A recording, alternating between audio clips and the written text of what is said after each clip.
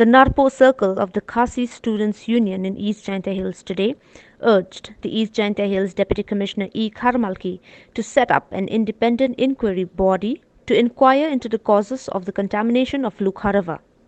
In a memorandum submitted to the Deputy Commissioner, the student body said the large number of fishes have perished due to as the river has become highly contaminated. The memorandum said this has affected economic life of the people who depend their livelihood from fishing.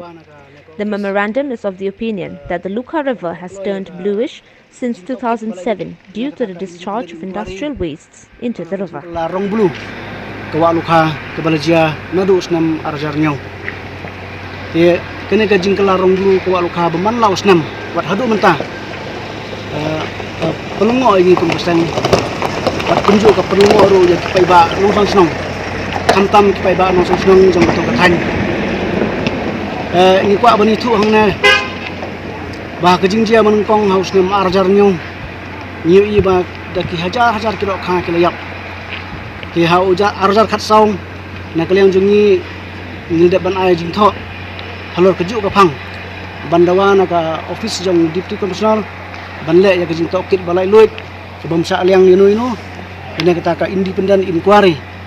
Andre habang ibu ya kena kajing dawa mana tu kopor aja kat saung. Nimyo iya kai pot kena ka report bami ina kata ka jing dawa ka jongi. Ti mentaru kesen. Yo le se kande kesen ke bakhadu bangin dawa na ka state government lang ba ka office jong deputy commissioner. Ni aipor kajing thok jingi ngai aipor menta hadu lai tiyo. Bandawa na kena ka office banlai kata kajing tok kit balai luit. Kena berlap ya kajing sisa bai pai ba chung kathan berok kowe kuno mahap kajing longok te habangi persang ban keli na ki pai ba no sesnong jong kuto kathan ki ong ba hadu prapho na khandai phu person ki keno ba ye kene ki karkhana pemi doblat hapo thai narpu namar ki ong ba yau dau yong ledapti lai pho lai sanisna menswa tempat jujia kum kene kajing jia kajing kelarong bulu ko berkejing ya pathar kilo kha Andre neduk balwan kini ki karkhana doblat neduk usnam arjar lai berka production semen kesedang bumi neduk arjar sau terter hangta kejing jia kensan kejing kelarong blue haw arjar nyu dena kita kadau bagi pai ba nong senong ki keno badai kini ki semen factory ki bale ya kena kam ki bentuk ya ki jabo sakene ka wa Lukha bat wa lunar tena kalian jungi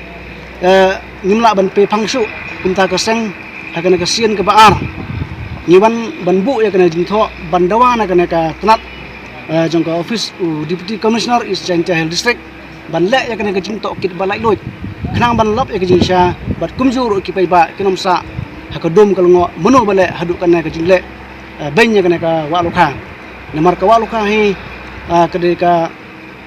kadai kawe na benta ban ai ban penim jakpo ya ki bapli ki basong sekitu ki than kamtam kitu ki ndru song ki badan hawa Lukha tapi im jakpo na ka mo kamai ki dok kha ki bayo na wa Lukha ti halor kene ka benta na kaliang jong DC ulong ba na kaliang jong ka office jong un simkhia ban khot ya ki biru nang tene po Meghalaya Pollution Control Board ban sim ya katas hadin nang ta wong bangin trelang la kunu ban wanra biang ya kejing khoi jong kana kwa Lukha